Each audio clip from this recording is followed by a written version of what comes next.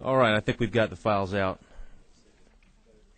House Bill 514, again, Representative Collins asked me to present this for him, is, I think, a very straightforward proposition, and it goes to the use of senior judges. And it essentially goes to the issue of having the larger questions that are presented before a court, and of course, one of the largest question, if not the largest question, that can be presented to a court has to do with the constitutionality of any state statute or state action, with the exception of habeas corpus actions. Again, looking at beginning on line 20 of page 1, those issues should be decided by our elected judges. Accountability stretches across the board, both in the judicial branch and in the legislative branch, and this bill stands for the proposition that the larger questions that are faced and decided on by a court ought not be decided by those who are ultimately unaccountable to the people, but rather are accountable to the people, and those people ought to be our elected judges as opposed to senior judges. That is not in any way, shape, or form a swipe at senior judges, not in the least. They're, in my opinion, a very valuable asset to the state, to the judiciary, and to the public in general.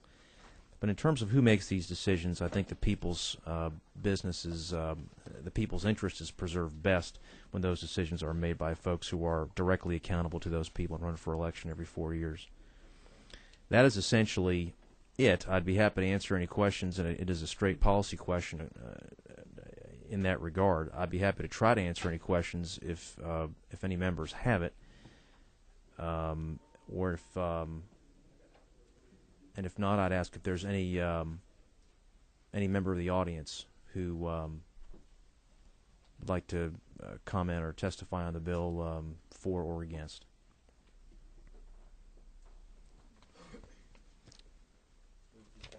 Seeing none, Mr. Knox. No, I was going to ask to move due pass, but Representative Levitas beat me to it, Mr. Chairman. No, I'll second it, Mr. Chairman. Mr. Levitas feeling the need for speed as usual.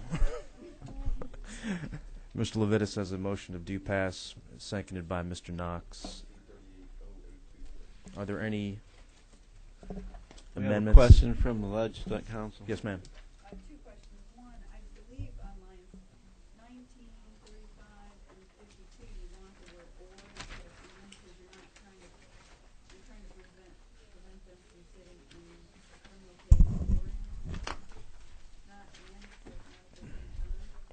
And then you have an effective date in section 4 of the bill.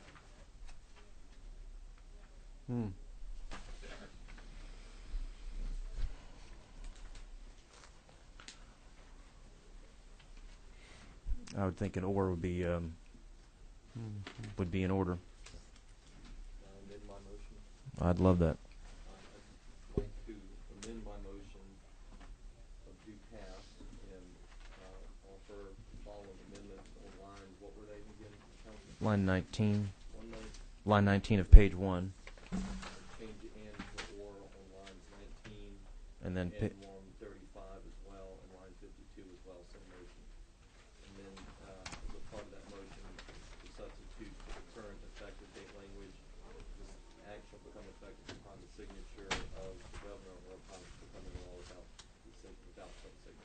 those are pretty straightforward amendments. I think we can consider those together. Any discussion on the amendments? All in favor of the amendments, say aye. Aye. Opposed? The amendments are adopted. Any further discussion? Any further amendments? Hearing none, there's a motion. There's a second. All in favor of due pass of House Bill 514 by substitute 0823 as amended, please signify by saying aye. Aye. Opposed? And the motion is adopted. Thank you. Representative Collins, thanks you.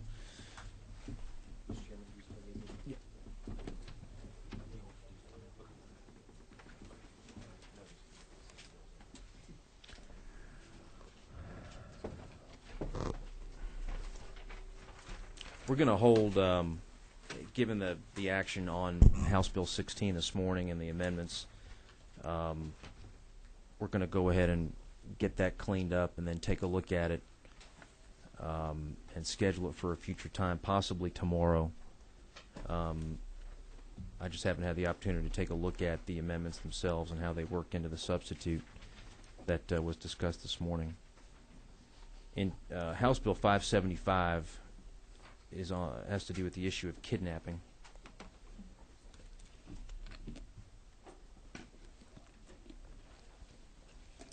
And what I'd like to do is just give you a few minutes of how this bill came about, the circumstances by which it was introduced. And then what I'll probably end up doing is asking Mr. Moss and Ms. Briones from the prosecution community to come forward to the table and have them joined by Ms. Michaels and anyone else who she like as well to talk about the issue and to talk about the bill as well. This is a hearing only. There's not going to be a vote on this bill today, although it's the chair's intent to go ahead and have this voted on later on in the week. The Supreme Court, and I know that there are those in the room who are very familiar with the issue. There may be those in the room who are not, but the Supreme Court in what is known as the Garza case, G-A-R-Z-A, essentially, which was ruled upon fairly recently, essentially overturned the current Georgia statute as it relates to kidnapping. For a generation or more, we had a line of cases in Georgia culminating in a case known as Lyons, L-Y-O-N-S, that stood for over the course of time, had set forth a fairly consistent standard as to how kidnapping was to be treated in Georgia law and how a kidnapping case could be made or not made. And frankly, it was, over the course of time, very permissive. It was very permissive as to the prosecution's ability to secure a kidnapping charge, to the point where over the course of time in case law, essentially the argument was that if someone during another crime were to go ahead and pick up someone literally and move them from the floor to a chair or move them in a very slight movement, and the expression is however slight, that could be pursued as kidnapping by the prosecution. The Supreme Court, in its case, in cases for a very long time, for tens of decades, produced a line of cases that essentially supported that over time.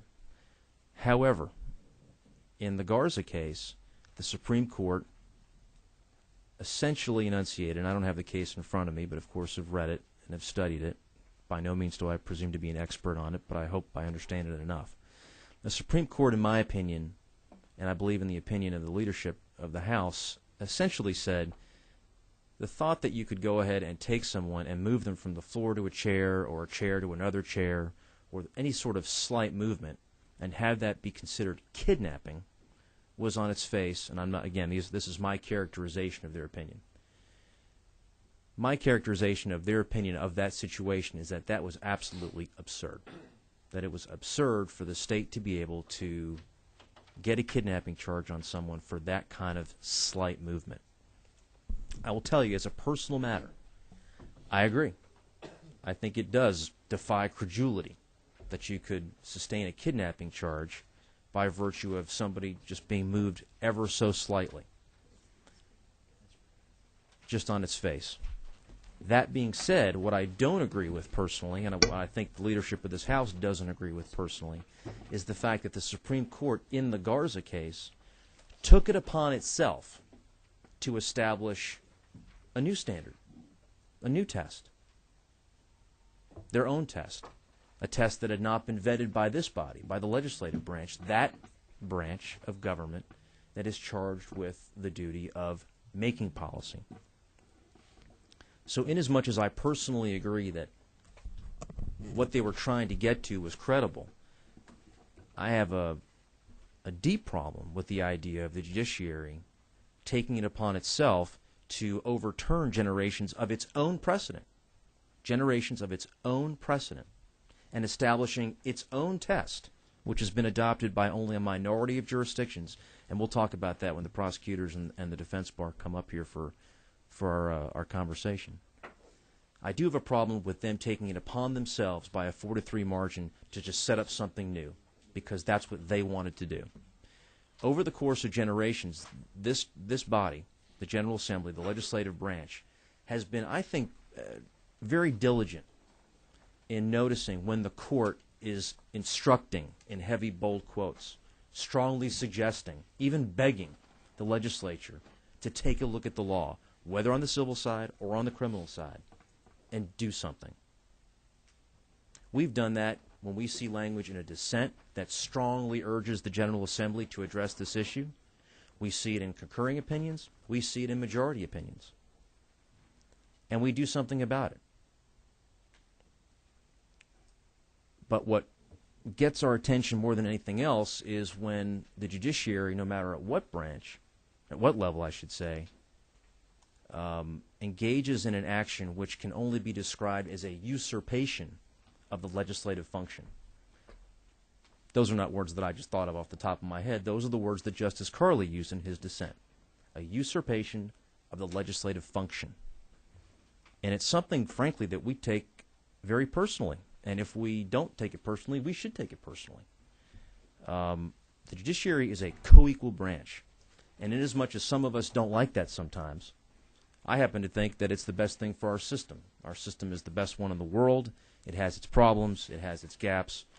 Our system of checks and balances and a co-equal judiciary is critically important. So I support that 100%, even if others may not at some time. What I don't like, and what I believe that this House, Democrats and Republicans, by the way, Democrats and Republicans don't appreciate, is when the judiciary takes it upon itself just to make it up. This is what we think you ought to do, and therefore it's going to be the law of this state. That doesn't sit well with members of either party, I can guarantee you. So where we are now is at the following. The state can either, the General Assembly has one of two choices. It can either stay with the Garza precedent as it's been ruled on by the Supreme Court, or we can establish our own law. And given the fact that the name of the TV show every night at 7 o'clock is Lawmakers, my sense of it is that we should go ahead and make that law, because that's our job, as opposed to the judiciary, which temporarily has considered that to be their job, but hopefully will be able to put forth a work product that will pass muster. Now let me say this in their defense. They are a co-equal branch, and it is our responsibility, I believe, to put forward a work product that will survive court scrutiny, checks and balances. What I don't believe we should do, and what I think maybe has been done in the past on issues, is take a bill, put it right back to where it was, and throw it right back in the face of the judiciary. I don't think that's a constructive use of time, of energy, and of people's resources. The leadership of this House doesn't believe that is a constructive use of time, energy, and people's resources. So the question is, how do we put our mark on this particular issue, but also have it survive court scrutiny, so that we're the ones making the policy as opposed to the judiciary? House Bill 575 is I believe, a good starting point. It is by no means the be-all and end-all. No bill ever is,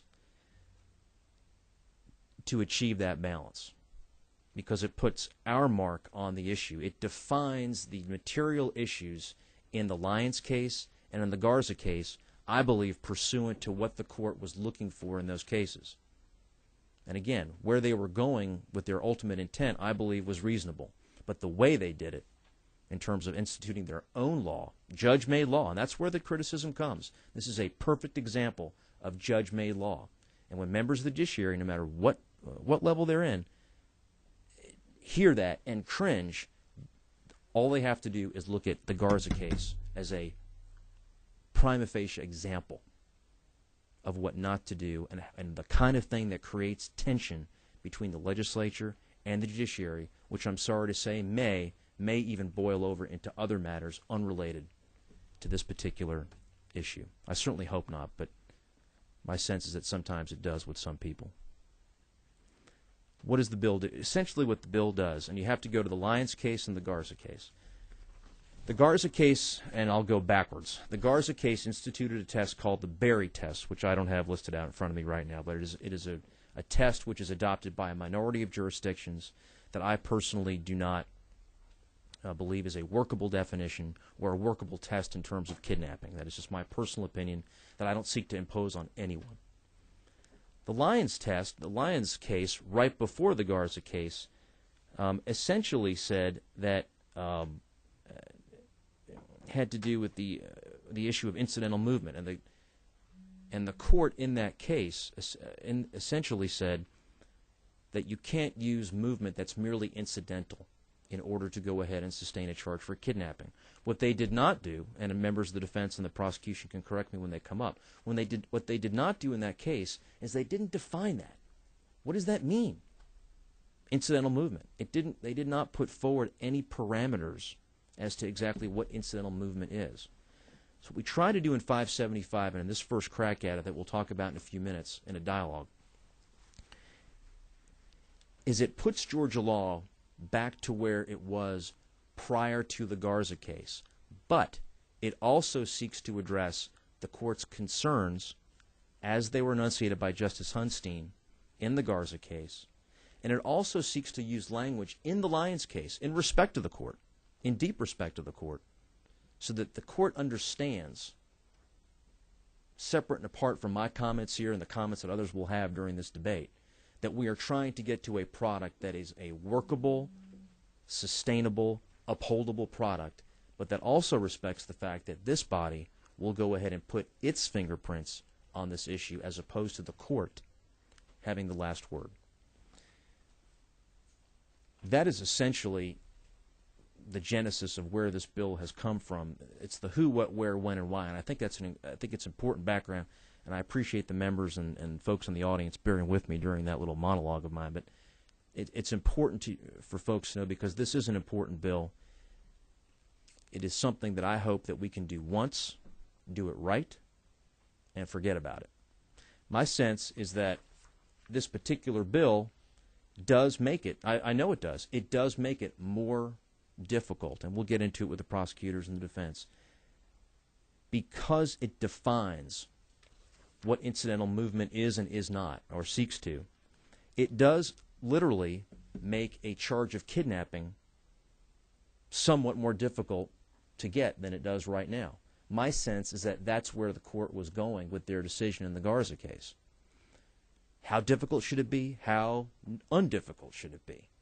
Well, I think the best thing we can do to provide stability for the law, and part of this job, this is my first year on this job, part of this job as it was ordained from on high when I took this job, is one of the main things that has to happen is that we have to have stability in the law, because we do not want issues becoming ping pong balls between us and the Supreme Court. That's a waste of everybody's time, money, resources, energy, etc. That's something we don't want to do. So where's that middle ground that respects our prerogative as policymakers, but also respects, and I do mean respects, the ability of the judiciary to have its say, and they do have their say. So that's the 30,000 feet version, maybe a little lower than that, I don't know. Let me ask Mr. Moss, Ms. Briones, if she's here, and let me ask Ms. Michaels and any partner in crime, so to speak, that she'd like to come forward with. All right. The lone wolf. All right. Yeah, absolutely. And if there are, members have any questions of sort of where I was coming from, my perspective, I'm happy to try to answer them. My sense is that we'll have a good back and forth with our friends in the prosecution defense, but please. Yeah, just procedurally, I'm trying to read this letter from David Wolf, to Timothy. Is that something to be the same? So the comments he's making in this letter? No, let me tell you, and Mr. Levitas will go ahead, and Mr. Levitas and I have had good conversations about this, and we've had arguments about it too, and that's a good thing. I'm as shocked as you are. I understand, and obviously not in a personal context, but sometimes there is and I can answer your question by answering this way, I think. Sometimes there is a reaction on the part of the legislature when the judiciary comes out with a particular decision on a matter that delves into policy. This doesn't just delve into policy, it dives right in. And I understand that. That's the court's prerogative, and I respect that. Obviously I don't agree with it, but I do respect it. What House Bill 28 did, in my opinion, that I don't seek to impose on anyone, was simply put us right back to, let me put it this way, if House Bill 28, again in my opinion, had passed as is, somebody at some point would have taken it right up on appeal, and the Supreme Court would have gone ahead and overturned it again. That is just simply my crystal ball perception of how House Bill 28 would have been received across the street. I understand the motivation for it.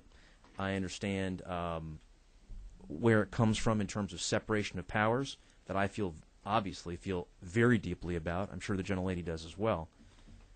But by the same token, ultimately, that would not have gotten us, in terms of the stability of the law that I was speaking about before, that would, in my opinion, and frankly in the opinion of others as well, would not have provided the stability that is part of our charge collectively, and certainly my individual charge that I've been given.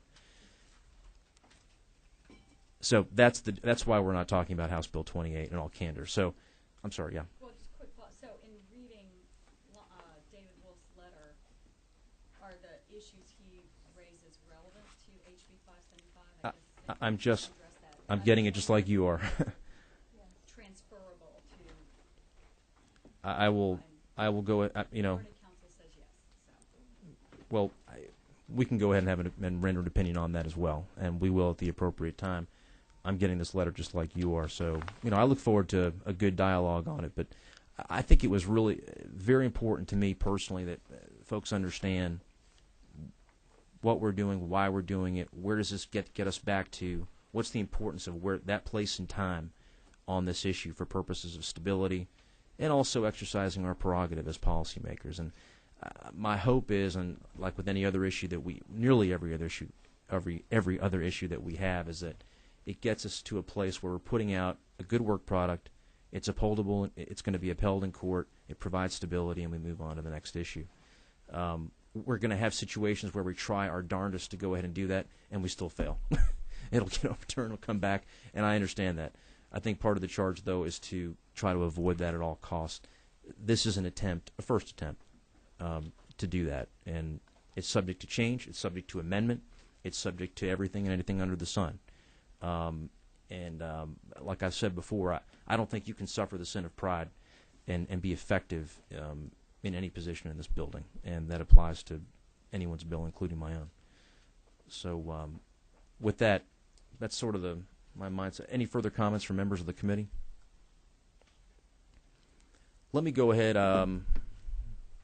Moss happened to, in the game of musical chairs, and Ms. Briones happened to march up here first, so we'll go ahead and now, I'm not sure this exactly means that Ms. Michaels will have the absolute last word, but she'll at least have the second word as we go forward today. And Mr. Moss and Ms. Briones, thank you. And if you could introduce yourselves and pull the mics toward you, I'd appreciate it.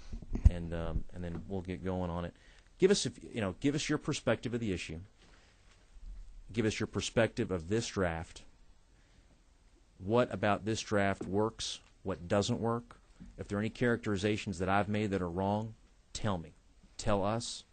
Educate us. I'm going to ask Ms. Michaels to do the same exact thing, and then hopefully we can move on from there. And inevitably there'll be questions, and we'll go around the horn a couple times and see how it goes. Mr. Chairman, thank you. My name is Gary Moss. I'm the District Attorney for Cherokee County and for the Blue Ridge Judicial Circuit, and I'm here on behalf of the DA's Association of Georgia. Ms. Lelaine Briones of the PAC, the Prosecuting Attorney's Council, is with me today, and by all means, she's both the brains and the beauty behind the product in this circumstance. We would like to offer our support of HB 575, and it is a further enhancement of HB 28, which was the original bill written by Mr. Levitas. After the initial inquiries in subcommittee on HB 28, we sat down with the chairman after several hours at the PAC between prosecutors and staff of the PAC, coming up with what we thought was an appropriate codification of what the Georgia law is and should be, and a way to narrow or define to restrict the prosecution, our folks, from abusing the authority given us by the court. Specifically, in House Bill 575, the statute is written in such a manner as to codify, as was stated by the chairman, language that evolved from a case entitled Lyons versus the State, a 2007 case. In that case, in the Lyons case, the court, in a unanimous opinion, in which was joined also by the writer of the Garza decision 1 year later, discussed the issue of slight movement as it relates to kidnapping. I think that is the crucial issue presented to this body, this committee, in this statute and in the Garza decision itself. In Lyons, the court held that when movement is minimal and the alleged kidnapping occurs in furtherance to some other criminal enterprise, in order to constitute aspiratation, that's the term that's used throughout the statutes. For members of the committee, I'm going to interrupt, not being rude, but it may not be abundantly clear to some as to, you say the word aspiratation. Tell us what you mean by aspiratation. What is the relevance of the word aspiratation? How does it relate to the issue of kidnapping? Yeah, the word aspiratation is a term usually used in larceny or theft of property, and it simply means to move a thing slightly in order to steal or to take it away. That's typically been the language that's been used in the kidnapping statutes here in Georgia pre-1958 and then post-1958, beginning in 1968, where our current statute is today for the most part. Aspiratation simply just means moving the thing slightly. And in terms of this decision, the word aspiratation is used. In order to constitute aspiratation, or the movement, must be more than a mere positional change of the victim incidental to other criminal act. It must be movement even if a positional change designed to better carry out that criminal activity. And by the way, this opinion cited the Garza case in the Court of Appeals at Garza v. State, 285 Georgia Appeals 902. So even the Supreme Court in 2007 approved the authority of Garza itself. HB 575 does just that. It incorporates the language into what would have been the previous kidnapping statute, codifying the phraseology as to slight movement. It specifically states, beginning on line 14, that for the offense of kidnapping to occur, slight movement shall be sufficient. That was the previous law in Georgia. But the additional language begins on line 15 and goes through line 22. And that is whereby this bill defines and narrows the definition of kidnapping, specifically relating to slight movement. It states that any movement of another person which occurs while in the commission of any offense shall not constitute the offense of kidnapping if that movement is merely incidental to the other offense. That is the language of Lyons, which was universally and unanimously approved by the Supreme Court in 2007. We've taken that a step further, and based upon the research done by our staff at the PAC and others and looking at the various jurisdictions in the United States, we've attempted to try to even further narrow, or if you would, streamline down the opportunity to define and possibly to abuse even the language of slight movement. And based upon that research, we've come up with 4 elements, I believe, that will help to define what is merely incidental. Specifically, movement shall not be considered merely incidental to another offense if it, 1, has some significant independence of the other offense. 2, makes the offense, commission of the other offense substantially easier. 3, lessens the risk of detection. Or 4, is for the purpose of avoiding apprehension. Those are the 4 salient points that define slight movement for the purposes of this statute. Basically, it cannot be more than just a mere positional change, as was noted in the Garza decision. It has to be done. Something has to be done in order to make that positional change important. In the Lyons case, the case that had been the law up until Garza, in the Lyons case, there was a positional change of that victim, but that positional change was accompanied from a sitting to a reclining or lying position by the victim being bound and gagged to the point that the thieves, the people who were there to beat him up, were able to take his property and ultimately take his life. And in that decision, the court ruled that because that movement better carried out or enabled the offense to occur, that was the slight movement that should be sufficient to make the language to make the act a crime. We have added this 4-part test and looking at a variety of other jurisdictions in the country to try to give us direction and try to define or to narrow that scope of slight movement. We've also indicated what I think is the appropriate language in lines 23 and 24 concerning a policy decision relating to kidnapping itself, going directly to the guard's decision, and guards are one of the main salient points being whether the offense of kidnapping was swallowed up or consumed by the other offenses that occurred, and the court said it had in Garza.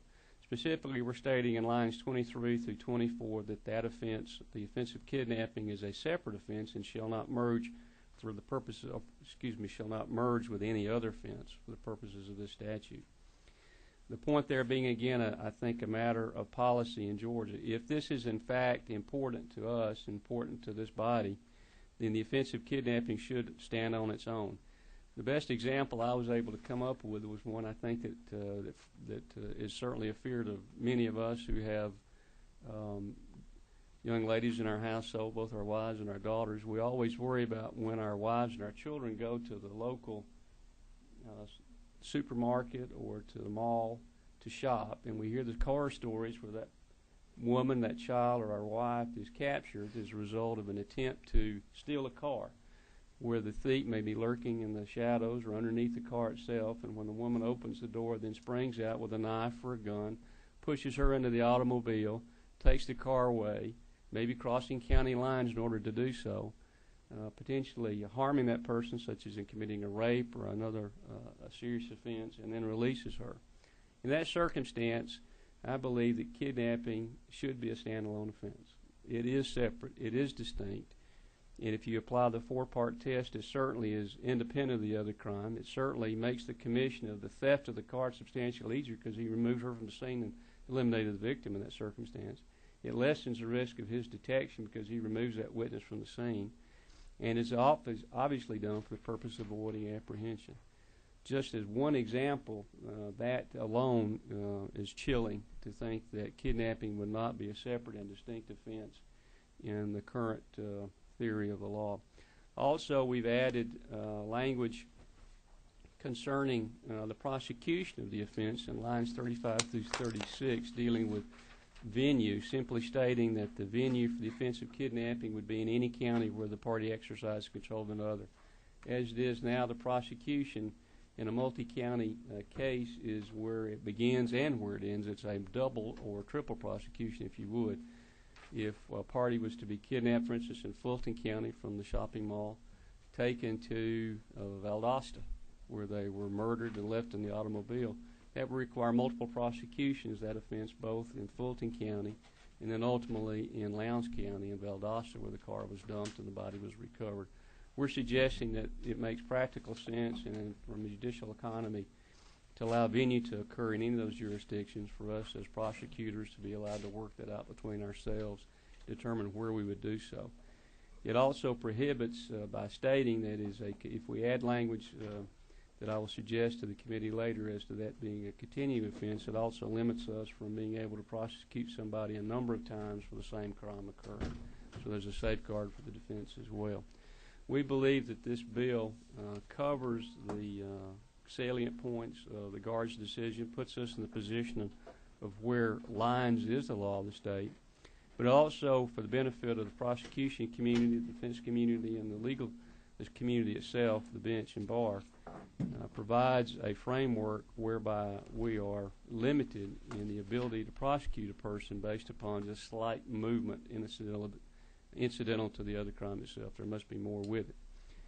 I know Ms. Michael is here on behalf of the defense bar.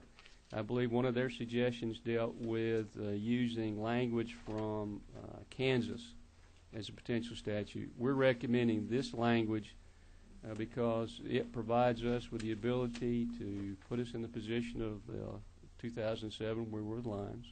It also allows us to continue to use the Georgia authority that we have had evolve over the last 50-plus years, taking the definition of kidnapping, using that asportation element, and now limiting it slightly further to limit those prosecutions. So we're recommending that we rewrite the law using what we have done here in Georgia rather than adopting that from other jurisdictions. Thank you. Let me ask you a question.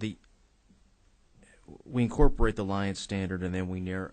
That sort of gets us to one place in the law, and then in respect of Garza, the proposal is to narrow it further, saying what incidental movement is not. Yes. That being said, in order to address Lyons and address Garza, in the hope and prayer of the statute being upheld. That being said, the test that the court put forward in the Garza decision is the Berry test. It is. Beyond the intention that you've stated with regard to respecting the precedent, I think it's important. What is it about the Berry test within Garza that you find problematic?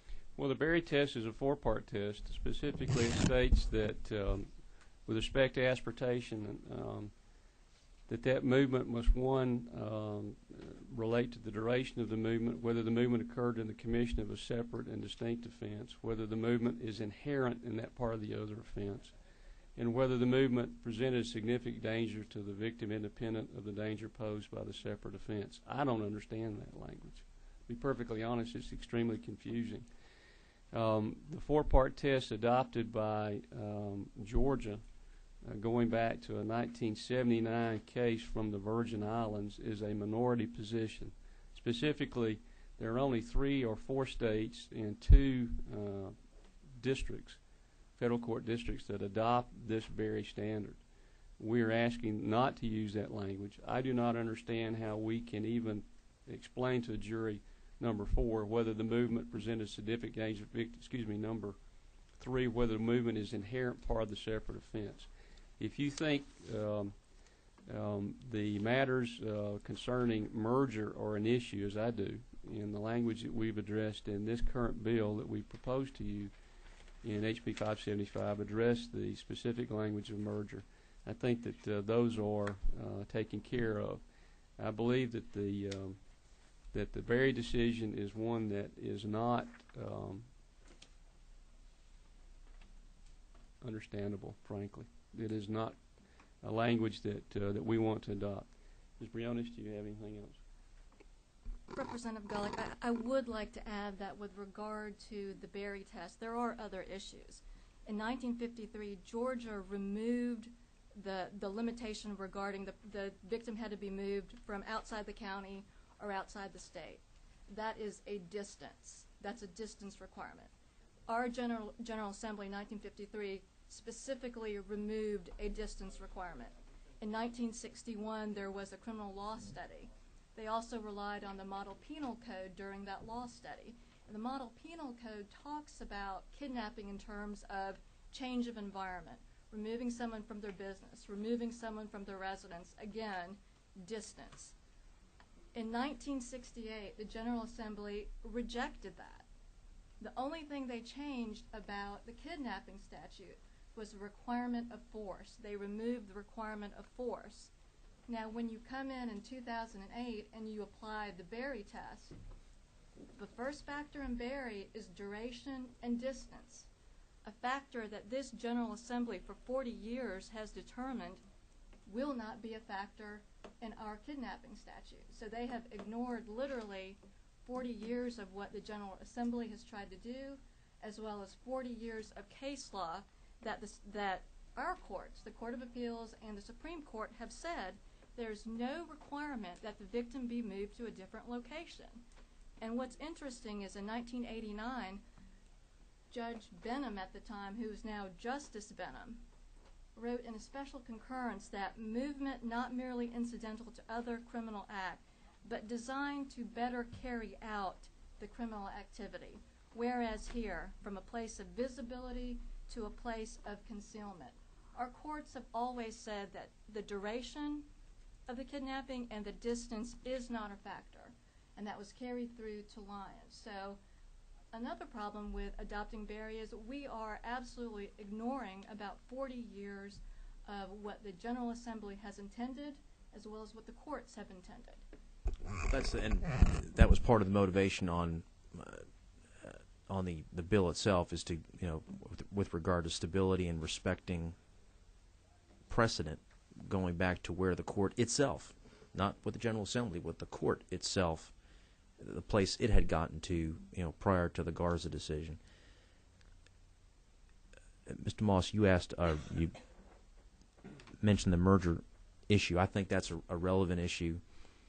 Ms. Michaels was nice enough last night to send us an email and she'll obviously have the opportunity to discuss this during her time, on a potential double jeopardy issue. Is my sense of it is, and please correct me if I'm wrong, and I'm sure Sandy will as well, that I don't know how you get to double jeopardy if we're taking the time to narrowly define something that is not amorphous. It is a narrowly defined separate crime, which is, of course, the whole reason why we're here, because Garza overturned 40 years, whatever it is, of precedent that essentially stood for the that precedent, like it or not, that stood for the proposition of, you can pick up somebody, put them in the chair, and that's kidnapping. That's absurd on its face, which I agree with. But the bottom line is that if we're going to go ahead and define that separately, then how do you get to a double jeopardy issue? Do you get to a double jeopardy issue? What am I missing? I don't think you're missing anything. I'd have to hear the argument to understand it fully, but I don't believe that this language creates a matter of double jeopardy or multiple prosecutions for the same conduct, same offense. Again, if you relate back to the end of the bill, to lines 35 through 36 dealing with venue, I think that our intent there is to limit the prosecution to one locale rather than having a multiple or 2 or 3 bites at that apple. That is our intent with reference to the venue. I don't believe it is a double jeopardy matter, and I'm not cognizant of that argument. Okay, and again, Ms. Michaels will go ahead and Right. address it. I just, since you were here and you brought up the merger issue, I wanted to bring it up just to see if you had any perspective on it. Mr. Knox. Let me ask you on the issue of distance.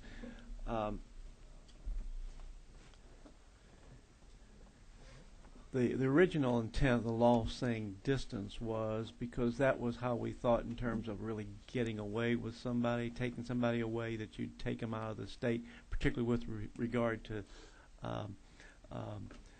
crossing state lines, because of jurisdictional issues about getting them back and that sort of thing is originally why we had that in the law, and it also became a way of describing or defining what kidnapping is. So clearly, even early on, we have used distance to define what constitutes the act of kidnapping.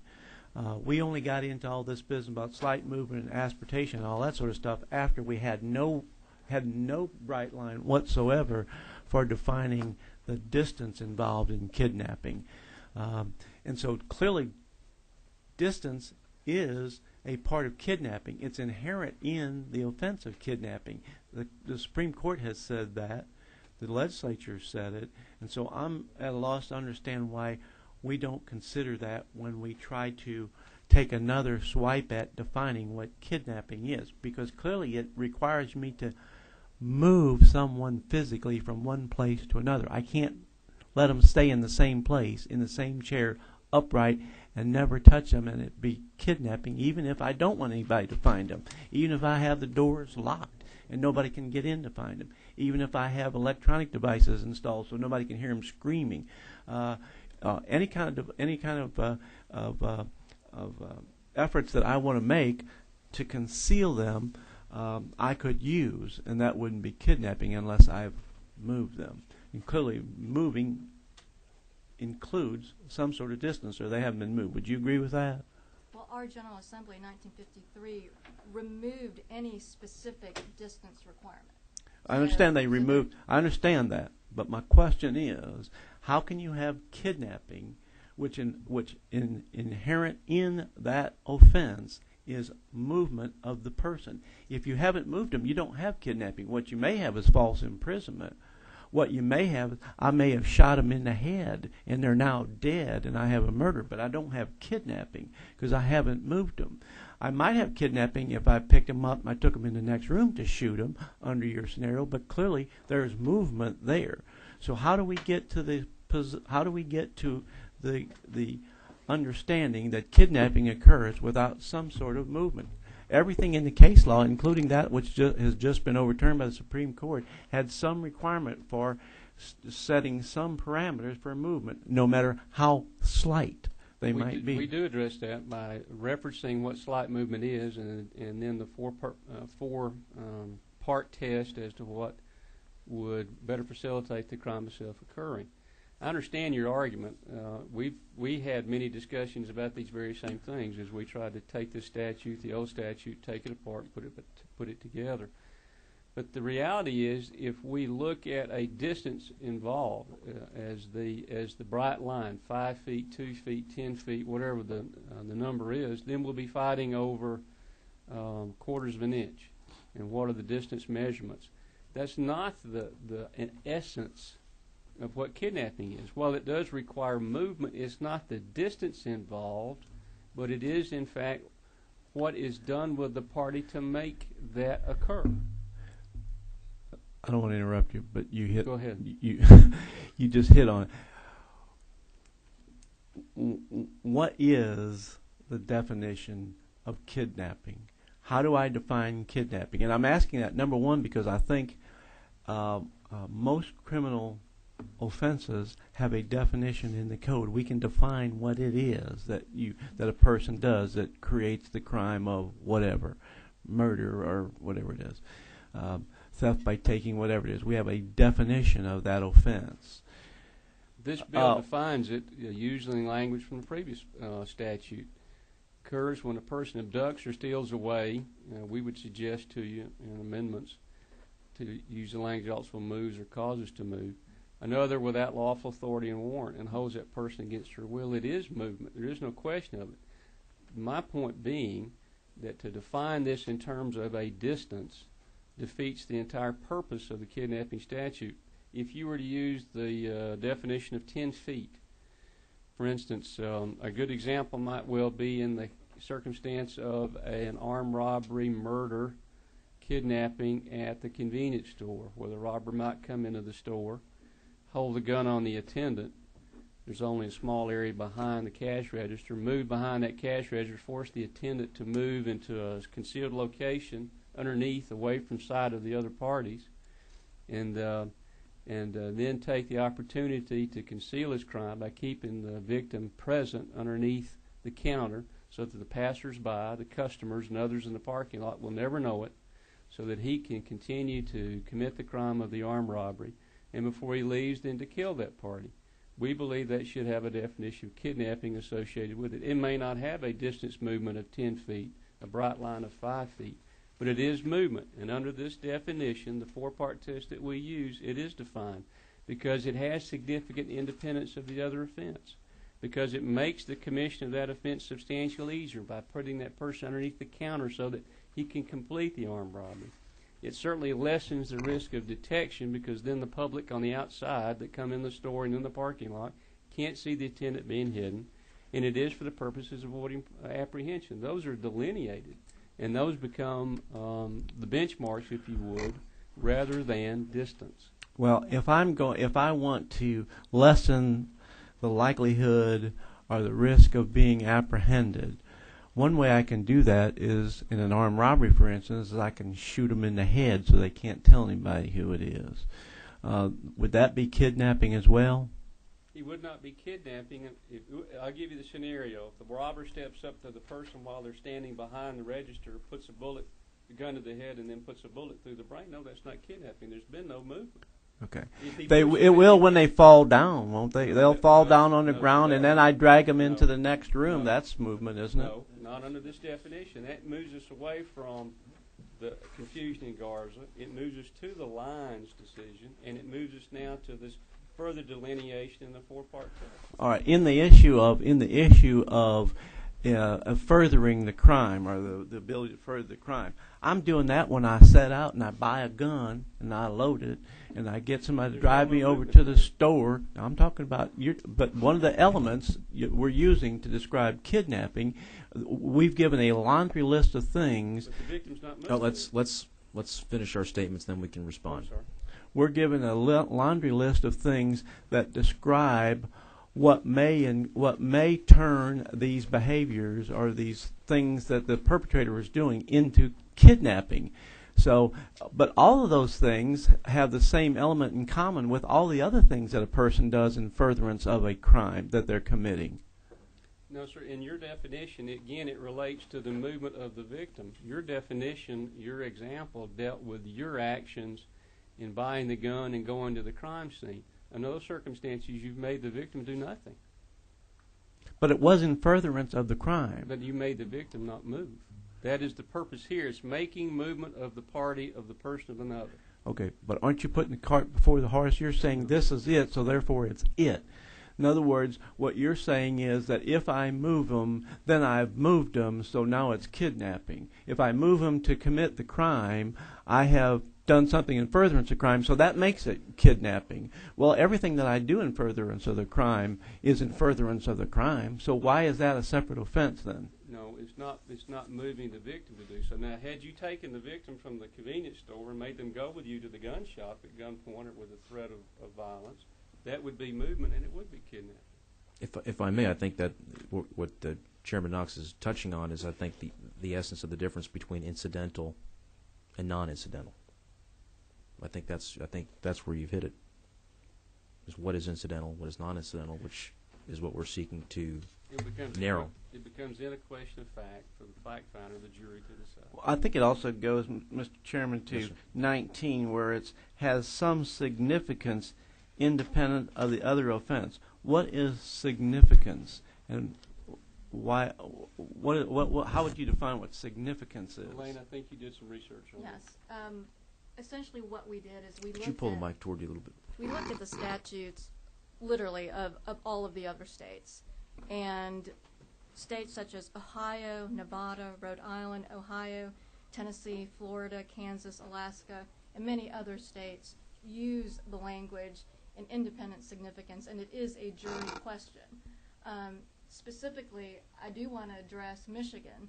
I believe Mr. Wolf stated that Michigan was one of the states that followed Berry. It's not one of the states that followed Berry.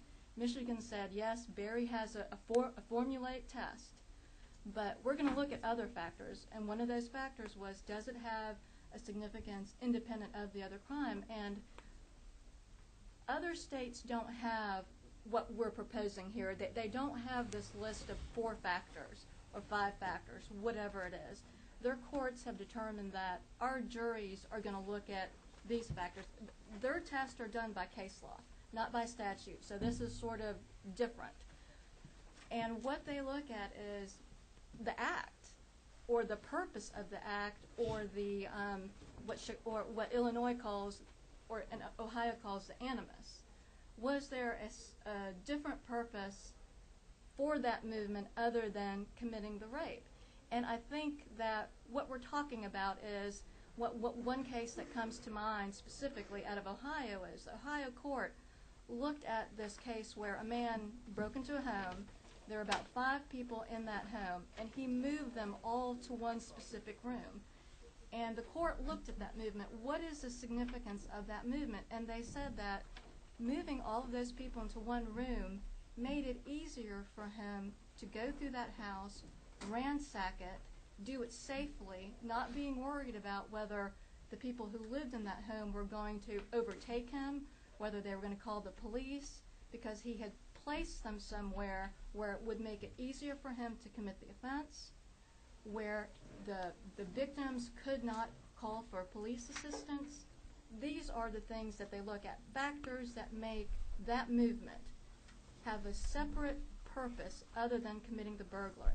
And there is a plethora of case law out there that talks about a significance independent of the other offense. Is significance synonymous with motivation then? Ohio would say so in that they use the term animus, and it's sort of synonymous with another intent. So animus Purpose. means bad intent or bad motivation or evil intent? A different motivation other than specifically just to carry out the rape. Let me ask Or Ms. other Benfield. I know offense. she's been very patient. Well, I apologize. I had to step out. Not at all. I just had a general informational question, and I'm forgetting the law on this from when I practiced criminal law.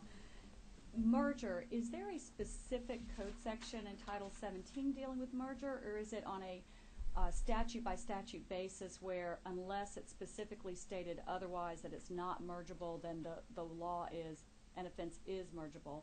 That's my first question. The second question is, under current law, what are the mergeable offenses with kidnapping? Well, in 2006, I can't remember exactly the case site, but it's Drinkard versus the state. It's a 2006 Georgia Supreme Court case.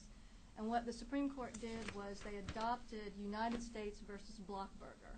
We adopted the Blockberger test. And what Blockberger says that if you have two offenses and the two offenses contain different elements, then the offenses don't merge.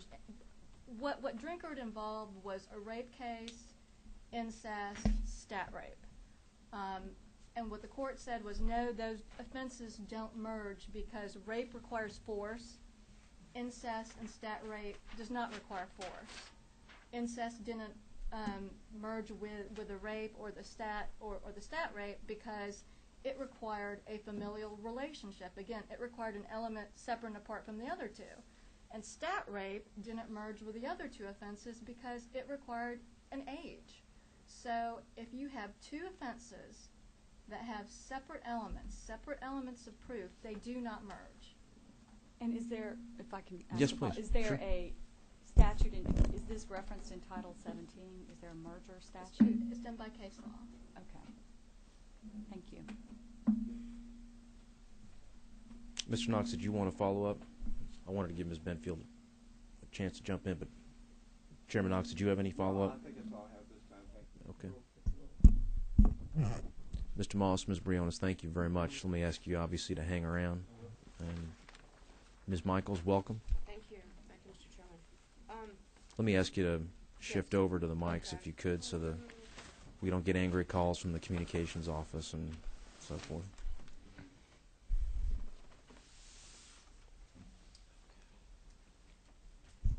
Thank you, Mr. Chairman. Again, my name is Sandra Michaels. I'm with the Georgia Association of Criminal Defense Lawyers.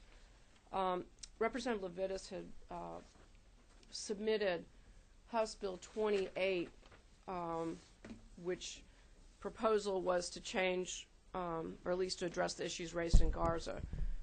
We provided, and this is Representative Benfield, that's why Mr. Wolf's letter addresses House Bill 28, which I think everybody's received a copy of it. And the important thing to remember about that, of course, is that Mr. Wolf and his partner, Alex Souser, were the people, the defense attorneys that argued Garza. Mr. Souser is the person that testified several times. I think Chairman Knox knows. I think we had about 4 meetings on House Bill 2028. And Mr. Souser is actually the one that's done the entire legal history. So the letter from Mr. Wolf, but which is really from Mr. Souser, addresses the same issues about the aspirational issue. And the whole issue in Garza is because aspiration through case law was determined to be any slight movement, there was, I think as you said, Chairman, that there was a bunch of case law about what does aspiration mean. We were asked to provide, a proposal of what it should be, what the kidnapping statute should be, and 2, to address the issues raised in Garza. There's been a lot of talk. I know the prosecutors keep talking about the Berry 4-part test, but for those who were present during Mr. Souser's repeated testimonies, the defense bar was not asking and does not ask today that the Berry test be adopted. We were just asked to address that issue. And then we were asked, well, if that's not, because it became clear, as I put in my email to everybody last night, that the discussion from Garza that the Berry test was just not going to work. There was no consensus among the prosecutors, the defense bar, and certainly the legislators in the committee that that was going to be workable. We were asked to provide, 1, language that we thought would be helpful, and two, other states, and for lack of a better word, more conservative states' definitions of kidnapping. And that's where I'm afraid Mr. Moss made a mistake. We were not proposing that either Kansas or Tennessee be used, but we had provided those states to the subcommittee members to look at when they were determining what would be a good way to do it. Thank you for that clarification. Yeah, thank you. And what we did do, and if I could just pass this around, is, thank you. This was the proposed language that Mr. Souser, on behalf of the JCDL Defense Bar, proposed that would involve kidnapping. And it addresses many of the same issues that the prosecutor's language does. I think we can all agree that one of the issues that just is nonsensical from a legal standpoint or from a practical standpoint and from a public policy standpoint is that slight movement should not be sufficient to be asportation. I think we could all agree on that. Two, because it just gathers up so many different fact scenarios that... I think there's grudging agreement on that side of the room, but I hear you. Okay. And the problem was that you were gathering in conduct that was equally false imprisonment and kidnapping. And one thing the Garza decision talks about, and the Berry decision does also, and I have an extra copy, just one, of the Berry decision, talks about the problem when you have conduct that's the same for two different crimes, false imprisonment versus kidnapping. And I think during all this factual scenarios everyone's been talking about, you want to make a fine distinction between the two crimes. And one thing that Mr. Moss did not bring up, but which is really significant and the members of the subcommittee on House Bill 28 really want to focus on, was there's a substantial penalty if you're convicted of kidnapping. It is a mandatory 10 years to 25 years, and depending on the facts, could be as high as a life sentence. And we really want to focus on the most critical criminal conduct that's going to get a kidnapping conviction. So to recap, our proposed language is in the memo, and please don't be confused by anything in there, like the date or anything. This was the proposed language that we suggested be used for kidnapping. And again, I think with very few differences, is very similar to the prosecutor's language. But my email to the committee last night pointed out some issues that we had with House Bill 575, and I think some of the questions asked by the committee members, Chairman Golick, the one you had about the merger will answer that question. If you look at this, and again, Alex Souser, I think, is an absolutely brilliant attorney. I showed your bill to him on Friday, and he's not able to be here today, but some of the issues that leapt out to him are similar to other people's issues, I think, on a plain reading. And if you look on lines 14 on page 1 of House Bill 575, to me, B1 cancels out 2A. If you have, for the offense of kidnapping to occur, slight movement shall be sufficient, period. Well, that just brings us right back to the beginning of what is slight movement, what is asportation, and slight movement is going to be just all the scenarios that Chairman Knox just did, the scenarios that Garza discussed that needed to be differentiated between kidnapping and false imprisonment, the Berry decision, and even the Lyons decision. Just and I appreciate the point, just from a stylistic standpoint, my sense is that, and there'll be structural changes. Mm-hmm. The draft is trying to be respectful of the precedent that we talked about before. It's almost as if it's missing a however. It's this is the standard, however, and then we're going to narrow from there. So I understand there are going to be changes and structural reworkings, but it's important for purposes of your testimony to understand where I was coming from in terms of how it's presented and why. And I think if those structural changes are made, sure, the bill is hugely improved. Because if you read those two, it's not clear. Well, if you accept the interpretation that B1 kills everything else, then we are right back where we were before. Somebody goes up on appeal, and we're back here next year. So I hear you loud and clear. So then if you do that, and then you include 2A, I like 2A. I thought that was good if that didn't wipe out B1, you know, if they cancel each other out. And then subsection... And you agree, I'm sorry to interrupt, but it's important it's for okay. context. You agree, I mean, that is a proper restatement of lines.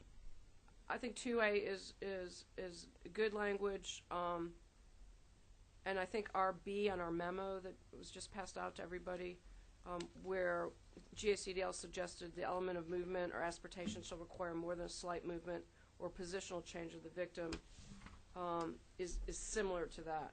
It looks like the language in B, subsection little I, little 2, little 3, and little 4,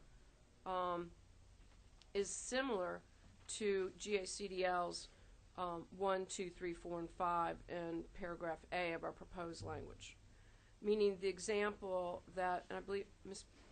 Briones gave about moving someone from one room to another would be a jury decision, but even under GACDL's proposed language, that could rise to the level of kidnapping. Because if they moved the people from one room to another to prevent the people from using the telephone in the first room, then that would fall under... Conceal or isolate. Right, or isolate the victim of the assistance law, subsection little 4 in our proposed language. So it looks like we're sort of on the same playing field there. And I think it'd just be a matter of honing some of the language. The concern that Mr. Souser had with the merging was that if there is the confusion again about under subsection B1 on line 14, it appears that under the Blockberger test that false imprisonment would merge into kidnapping and you wouldn't have the same one. I'm not a legal scholar, so the merger issue, I mean, there's huge arguments based on mergers, but I'm not sure you would want to add in merger language because I think as Ms. Briones acknowledged to Representative Benfield's request, those are case law decisions. I'm not sure that it really should be statutorily determined. And then finally, on page 2, under 35 and 36, again, I put this in my email to the committee last night. I could not find really, except for, and I remember the legislation, I can't remember if it was 10 years ago now or a little bit more, a little bit less. The venue issue one time was addressed for the issues of where checks were, people doing the repeat credit card fraud and they do it from one county to another. They sort of can merge all those, a check in Fulton, a check in Cherokee, a check in DeKalb, and one, they'll be merged into one. I consulted with Mr. Samuel, whom I'm sure most of you know, wrote the book on Georgia law, at least in defense stuff, and we're not seeing that there's problems in the law on locating venue for kidnapping cases. He could not find that that's been an issue, a repeated source of appellate.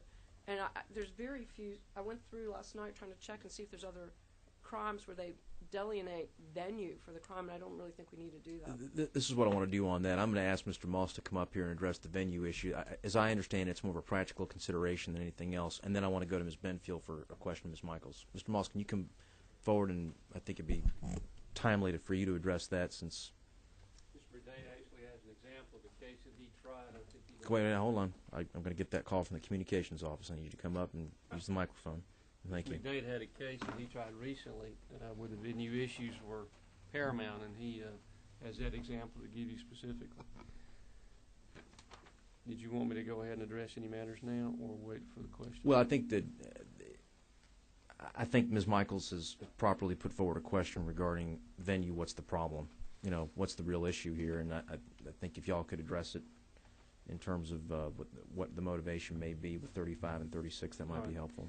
Specifically, also with reference to the purpose in doing and rewriting the language of the statute concerning venue, we have tried to adopt language that is used in other statutes within our own code. For instance, in the areas of theft.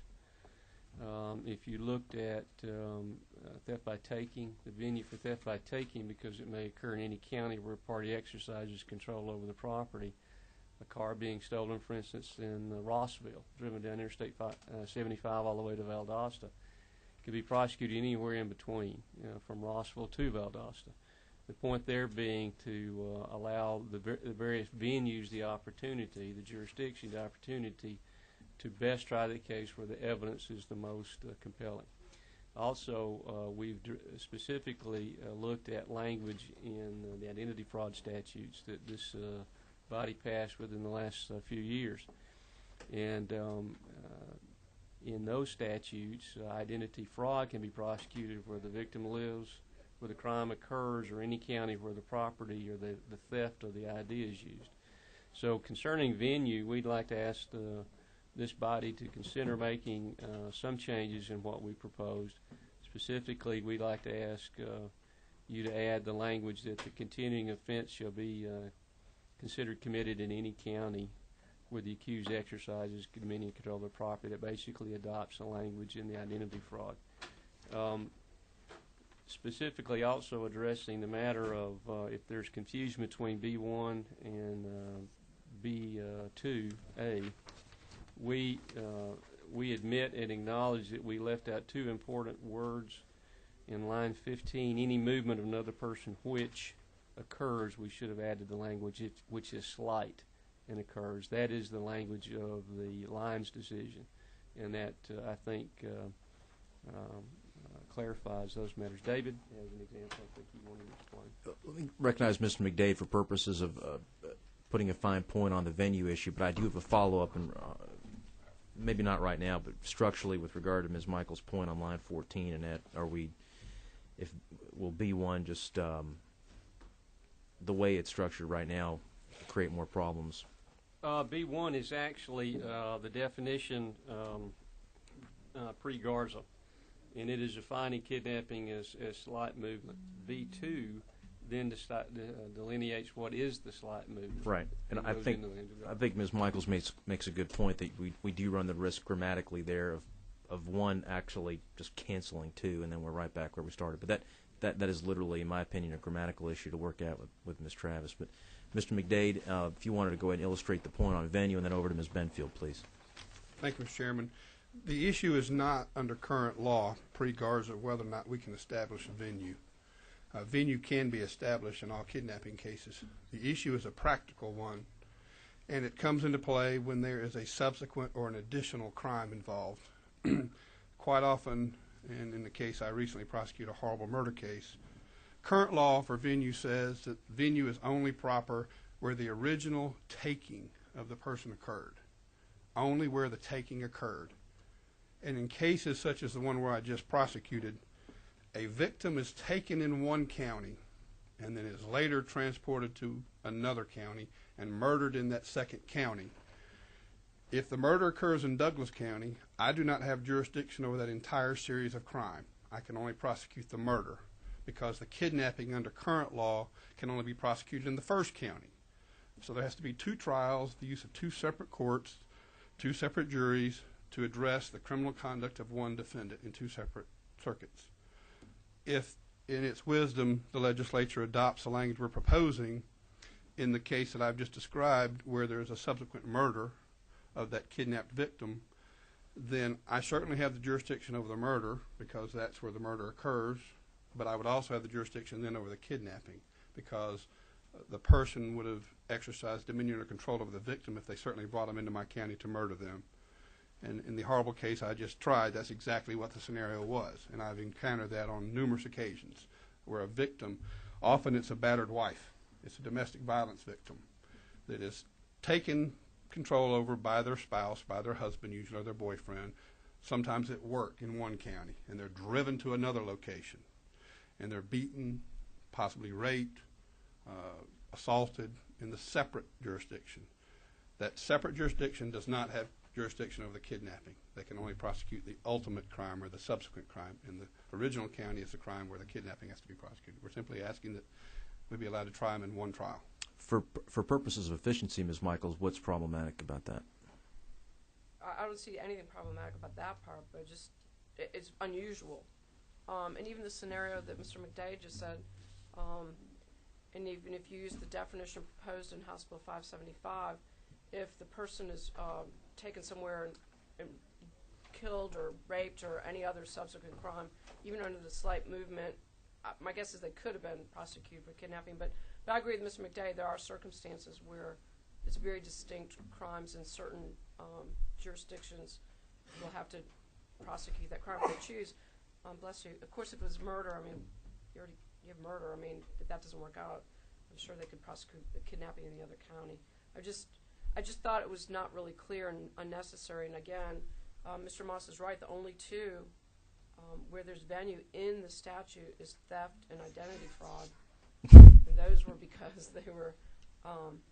It's one of those crime by their nature. It moves around so much, and you were having people that had like 40 different offenses around the state, and it was practical speaking from a practical financial standpoint and trying to keep track of the case where one county could take all of the cases and do it in one. And it's got to be where the defendant had to agree that they all go in to the one too, if I remember correct, on the bad check charges. I just see I mean, I think the key word is practical. I mean, you've got a series of continuing charges.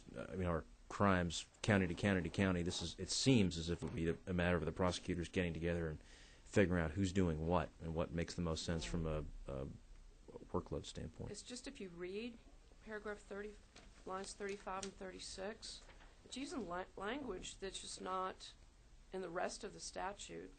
It's very broad. It's very vague. Where the accused exercises dominion or control, that's like saying be quiet and move, or get up against the car, or even the scenario that Mr. McDade used, meet me in the parking lot. I want to talk to you about something. No, I mean, I just think if you really want to make a policy decision about taking on all the crimes we have, one of them, and put venue into the statute, perhaps we can come up with some better language, and I'll be happy to work on that.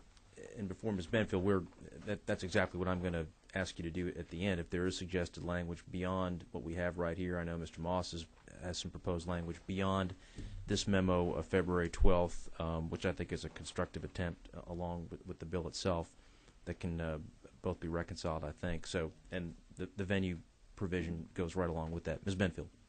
First, I just have a procedural question for the chairman. Are we taking a vote on this today? No, ma'am. No, okay. No. Because I have to hearing only to go ahead and vet the issue, and it's my intent to go ahead and to have a vote by the end of the week. Okay. Because unfortunately, as you know, I have some child care yes, issues ma'am. with it being a snow day. So I understand. Believe me. I was only able to arrange child care until noon, so I'm afraid I'm going to have to leave. But I do have a question again about the merger, and it could be for McDade or Mr. McDade or Ms. Michaels, or Pull the mic toward you, Ms. Benfield. Okay. I just want to make sure I'm clear on this. If you're dealing with the same conduct as false imprisonment and kidnapping have the same elements, the way I'm reading this new merger provision is that the state could prosecute a defendant for both of those crimes. With this merger provision, it's a separate offense. So for the same conduct, could you have two convictions, one for false imprisonment and one for kidnapping? Under the proposed language in 525, you could have two separate. You could have two. It would be two jury charges. They'd be very different. Meaning they would have two separate crimes that could be consecutive punishment. I think that was the issue. Well, yeah, that was part of my question. Is then would the judge have the option of concurrent punishment, and why isn't there a double jeopardy issue? Well, our people believe there is a double jeopardy issue. Okay, so I guess I want to. There's no double jeopardy issue. What's the argument that it's not a double jeopardy issue? And would the judge have the option of concurrent? The judge does have the option of concurrent. Okay. In the definition of the comparison of the two definitions, false imprisonment is just the opposite of kidnapping. False imprisonment is the absence of movement, is stopping a person's movement, preventing them from going to a location, preventing them from moving. Kidnapping is the movement itself. So I don't think that there is, from a definitional standpoint, I don't think the two overlap, nor do I think the two are subject to merger issues for that reason. Thank you.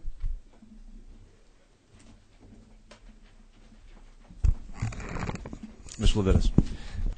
Mr. Moss, you have cases like VGCSA violations where I may have sold drugs on three different times on the same day, and as long as we make it a material averment to the indictment that each transaction is considered separately, those offenses which would otherwise merge don't merge. Is that correct?